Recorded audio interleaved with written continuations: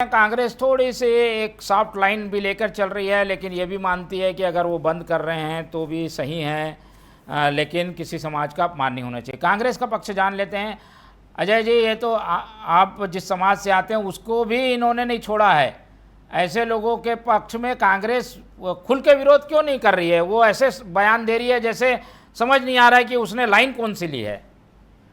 मुझे देखिए थोड़ा समय दीजिएगा, बहुत संवेदनशील विषय पर आपने डिबेट रखी है। देखिए दो पक्ष है इस पूरी घटना के। मेरे यहाँ बैठे हैं छत्तीसगढ़ क्रांति सेना के राहुल जी। आपने 3 बार मेरे मित्र से स्पष्ट रूप से पूछा। देखिए दो चीजें स्पष्ट है। छत्तीसगढ़ महतारी की मूर्ति का जो तोड़ा गया, ये किसी प्रकार से सभ्य समाज में स्वीकार्य नहीं है। यहाँ की शायद सरकार की नैतिक जिम्मेदारी है। वीआईपी चौक जैसे महत्वपूर्ण जगह से आज अगर छत्तीसगढ़ महतारी मूर्ति की तोड़फोड़ की जा रही है, ये आपत्तिजनक है। इसका कड़ा से कड़ा विरोध छत्तीसगढ़ क्रांति सेना करे, उसका समर्थन कर रहे हैं। कांग्रेस पार्टी उस बात का विरोध करती है, लेकिन ये किसी भी देश के संविधान और कानून किसी व्यक्ति को अधिकार नहीं देता कि आप विरोध के नाम पे, चाहे वो किसी भी समाज का हो, चाहे अग्रवाल समाज हो या हमारे सिंधी समाज हो या किसी सनातन धर्म से जुड़े व्यक्ति की बात हो या किसी अन्य समाज के लिए आप ये आपत्तिजनक टिप्पणी करना उनके संतों के लिए, उसके धर्म गुरु के लिए आज देखिए महत्वपूर्ण है। मैं कुछ शब्द ऐसे हैं जो आपके चैनल पे मैं बोलना उचित नहीं मानता।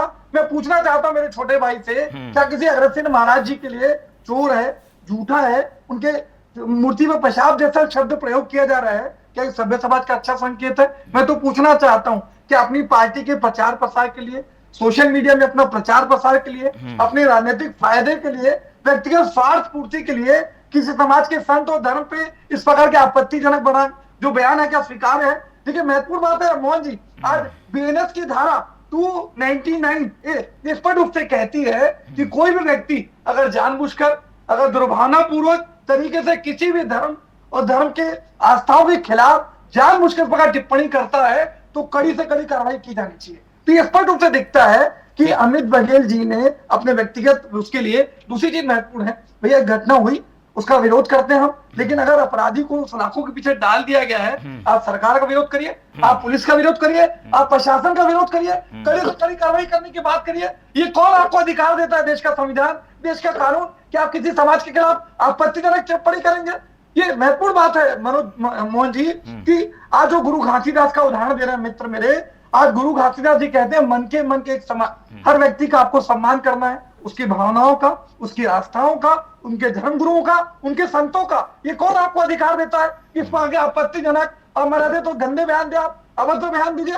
आज कबीरदास की भक्ति की गूंज है छत्तीसगढ़ में, माता कौशल्या का मायका है, प्रभु श्री राम का ननिहाल है, और ऐसी जमीन पे छत्तीसगढ़ की शान धारा को अशांत करने के लिए ये वर्ग विशेष का जो नफरत और हिंसा फैलाने का तो कांग्रेस चाहती है क्या छत्तीसगढ़ सेना को बैन किया जाए, रासुका लगाया जाए? ये कांग्रेस क्या चाहती है वो बताइए ना, क्या आप लोगों का? देखिए बात एक प्रैक्टिकल बात सुनिए मोहन जी, आप, मैं यहाँ मेरे छोटे भाई निशिकांत पांडे जी यहाँ राहुल जी बैठे हैं। किसी भी व्यक्ति को किसी भी धर्म के खिलाफ इस प्रकार के अमर्यादित भाषा का, इस प्रकार की टिप्पणी करने का अधिकार नहीं है। देश के संविधान का आर्टिकल 25 कहता है कि हर व्यक्ति को अपनी बात कहने की स्वतंत्रता है, लेकिन उतना ही आवश्यक है कि अपनी स्वतंत्रता का दुरुपयोग न किया जाए, शब्दों की मर्यादा का ध्यान दिया जाए, किसी की भावनाओं को ठेस न पहुंचाया जाए। मैं तो चाहता हूं कि अमित बघेल जी जो आपत्तिजनक बयान दिया है, जो अमर्यादित बयान दिया है, उसके कानून के हिसाब से कड़ी से कड़ी कार्रवाई की जाए। चलिए ठीक है, मेरे भाजपा आपकी बात आ गई। और पहली बार लग रहा है बीजेपी कांग्रेस दोनों इस मामले में एक मत है और क्रांति सेना थोड़ी अलग थलग पड़ी नजर आ रही है।